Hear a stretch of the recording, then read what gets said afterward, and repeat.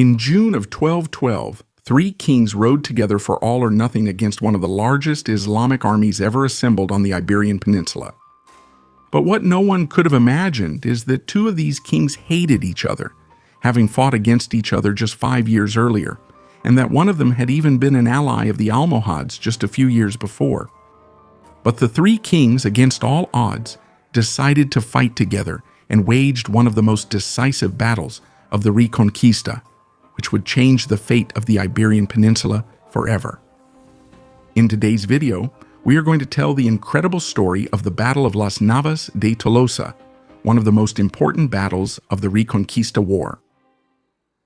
To understand the Navas de Tolosa, we first need to understand the chaotic state of the Iberian Peninsula in the 12th century.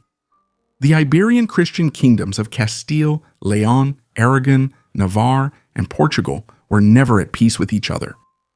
These kingdoms constantly fought over territories, inheritances, and honor, and while they wore each other down, the south of the Iberian Peninsula was being dominated by the Almohads.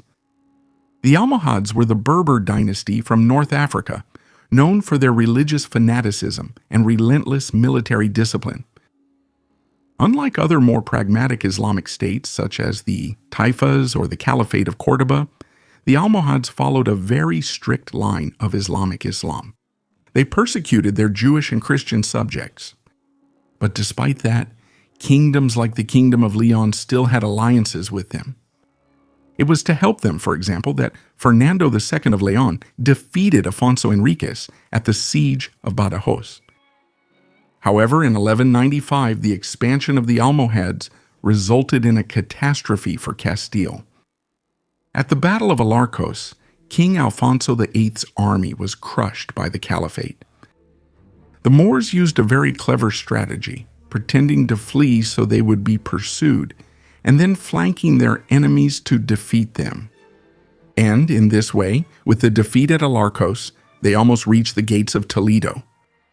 And as if the defeat wasn't bad enough for Castile, the neighboring kingdoms of Navarre and Leon decided to ally themselves with the Almohads precisely to weaken Castile. This led to the brief Castilian-Leonese War, fought in 1196 between Castile and Leon. Travada entre 1196 e 1007.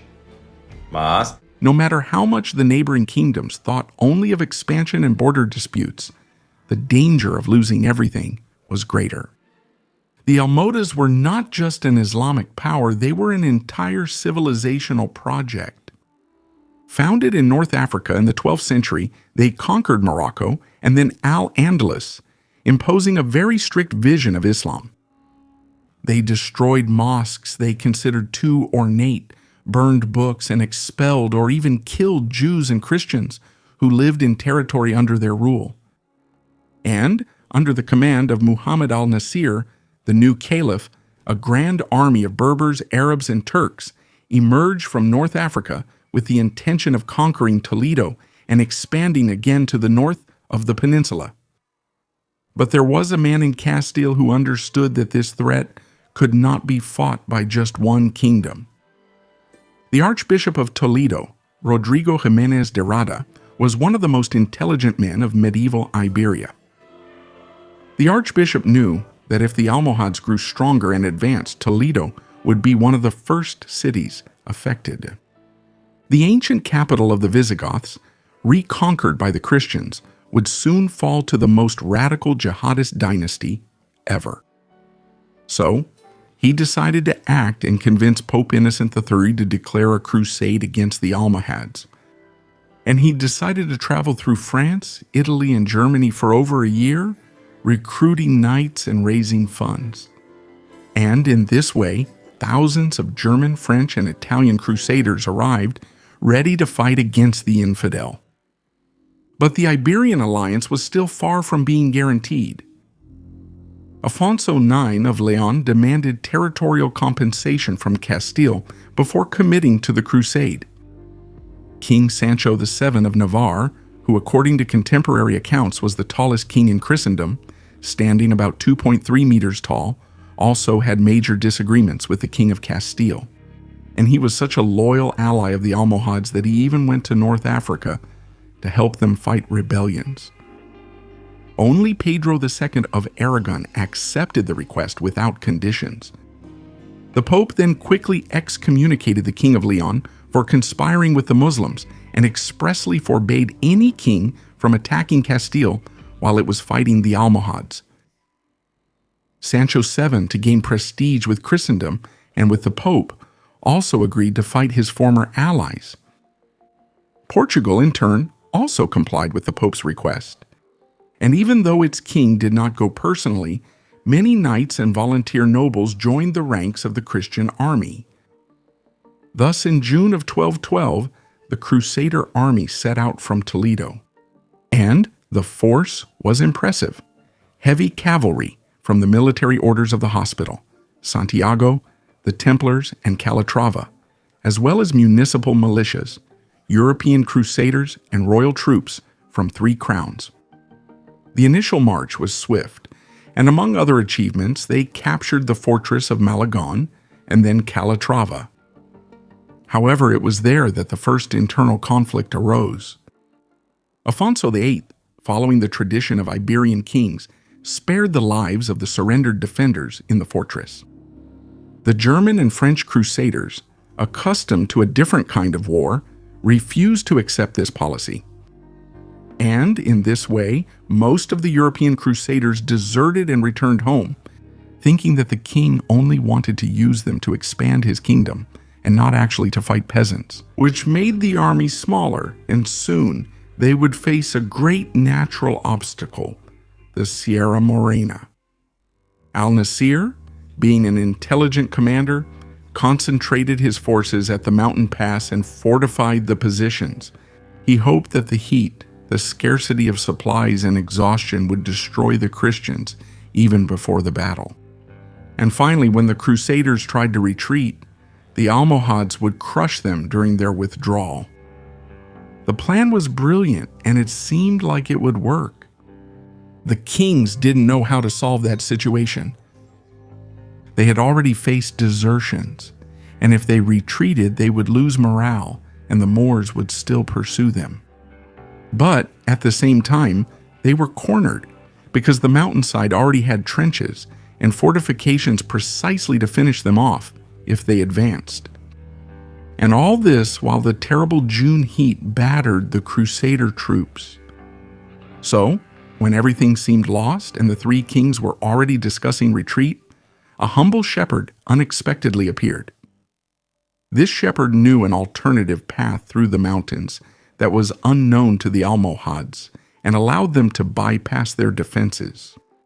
Thus, the Christians would be able to face their opponents without being cornered by the terrain and by bypassing the fortified positions. Catholic tradition holds that this shepherd was a vision of Saint Isidore, or an angel sent by Providence. Modern historians, on the other hand, raise the hypothesis that he was a spy or even a Christian convert, even though he was in Moorish lands. In any case, on July 13th, the Christian army crossed the Sierra Morena by the path indicated by the shepherd.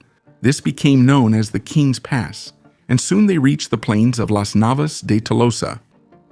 Al-Nasir was surprised when his blockade strategy failed, and so both armies met. The Christians had 10,000 soldiers and 4,000 knights, while the Almohads had over 30,000 soldiers, having more than twice as many fighters. The 2 armies stood face to face for 2 days without any deaths. Al-Nasir tried to provoke the Christians with skirmishes to force the Castilians to pursue them, but the Castilian king would not make the same mistake as Alarcus, and thus refused to leave his position. It was only on the morning of the 16th that the battle finally began. The Christian vanguard, commanded by Diego López de Haro, attacked the Almohads, who stood firm in their lines. And so the hours went by, and by noon the battle was still tied. The Almohad center held firm, and it seemed that Al-Nasir's plan to exhaust the Christians was going to work. That's because even though the Christians were better equipped, they were far fewer in number. That's when the military orders entered the battle. The heavy cavalry of the orders of Calatrava, the Hospitallers, and the Templars charged at the Almohad center with brutal force, breaking the Muslim line. But even so, the battle still had no clear winner. The Christian troops, outnumbered, were showing signs of fatigue, while the Almohads still had many reserve soldiers. And then came the decisive moment. The three kings, Alfonso VIII of Castile, Pedro II of Aragon, and Sancho VII of Navarre, who were watching the battle, decided to ride with their last troops to help in the final charge. This was the famous charge of the three kings, where they decided to go all in, attacking three different points of the battle line. The kings would go there to kill or die. And so, the soldiers, seeing the kings personally fighting by their side, were unexpectedly heartened despite their exhaustion. Soon, the Almohad center collapsed. And so, it didn't take long for the Almohad army to break into a rout. The problem was that those who fled in a rout had a higher chance of dying, being struck from behind. And so, the kings made it clear to their troops that no one should be spared, because they might face them in future battles. The Navarrese, with Sancho VII, were the first to reach the abandoned camp of the Almohads. And according to legend, he found there the Black Guard of al-Nasser, who fought chained together with slaves. However, the army, instead of finishing them off, the first thing they did was actually break their chains. And those chains, broken by Sancho, according to popular legend, would become part of the symbol of Navarre and would replace the old eagle emblem with the chains, which remain the symbol of the region to this day. The victory at the Battle of Las Navas de Tolosa did not bring immediate territorial gains. Fatigue and an epidemic forced the Christians to stop and prevented them from advancing further, but the political effect was devastating for the Almohads. Al-Nasir fled to North Africa, where he would die, probably assassinated the following year in Marrakesh. And the Almohad Empire, which had grown on the basis of terror and discipline, collapsed almost as quickly as it had risen. And Castile, because of this, ended up leaving the door open.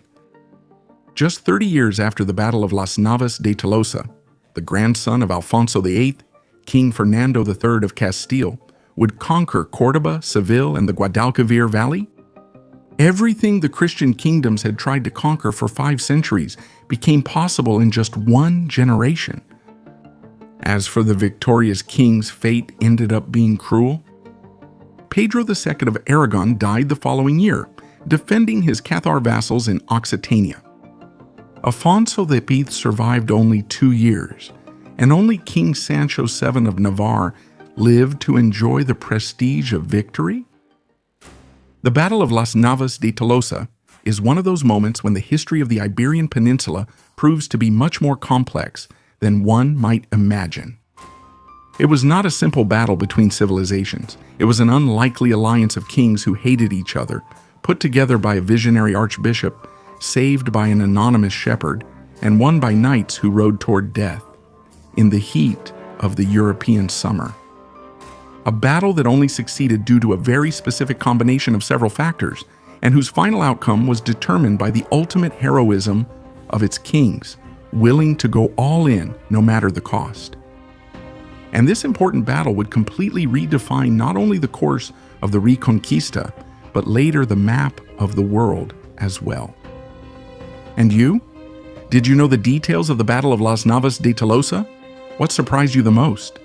So leave your comment right now to support our work and take the opportunity to become a member of the channel. That way, you'll be able to dive deeper and learn even more about the fascinating Iberian history.